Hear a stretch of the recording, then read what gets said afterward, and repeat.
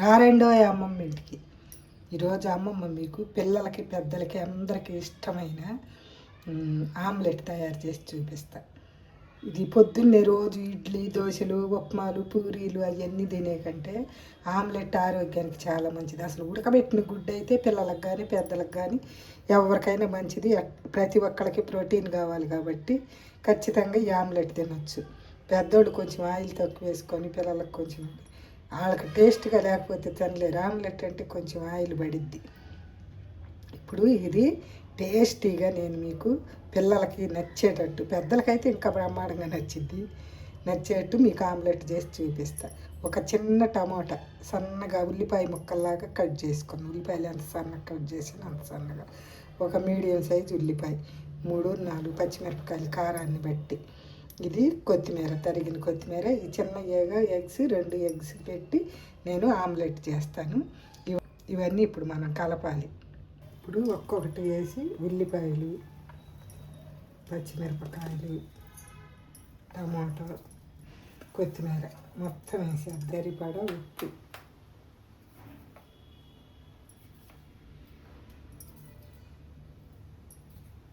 మిరియాల పొడి, కొద్దిగా కారం. ఈ కారం వేయంగానే ఎక్కడ లేని టేస్ట్ వచ్చింది.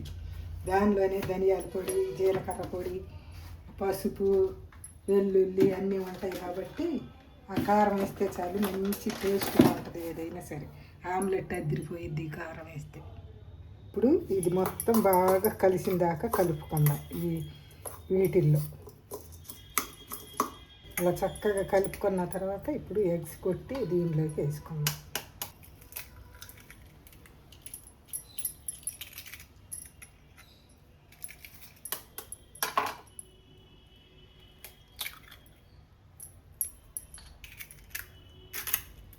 ఇప్పుడు ఈ ఎగ్స్ బాగా దీనిలో కలిసిన దాకా బాగా కలుపుకుందాం.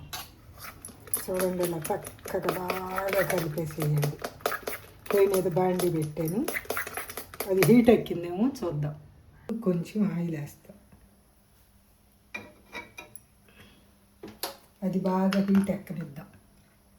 ఎగ్గు ఇలా నొరగొచ్చిన దాకా చూడండి, ఇట్లా నొరగొచ్చిన దాకా బీట్ చేసుకోవాలి.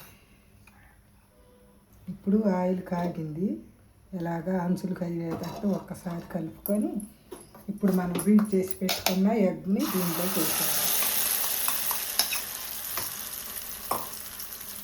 వేసేసి మరీ సగ ఎక్కువ పెట్టకూడదు, మరీ తగ్గించకూడదు, మీడియంలో ఉంచుదాం. ఇప్పుడు చూడండి, ఇది కలుగుతుంది లేదు, దీన్ని చిన్నగా వెనక్కి తీసుకుందాం, లేకపోతే అడుగును మాడిద్ది.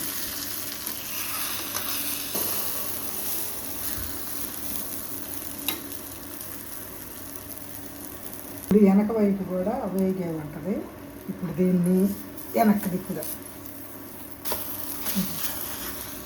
చూడండి, మళ్ళీ ఇంకొకసారి వెనక్కి తిప్పేసి తీసేద్దాం.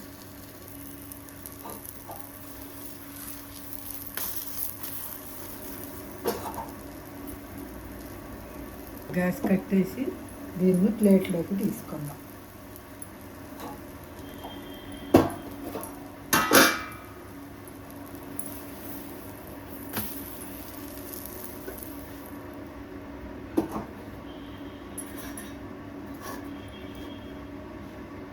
ఈ ఆమ్లెట్ లోపల వరకు చక్కగా ఉడికి ఎలా ఉండిద్దో చూడండి.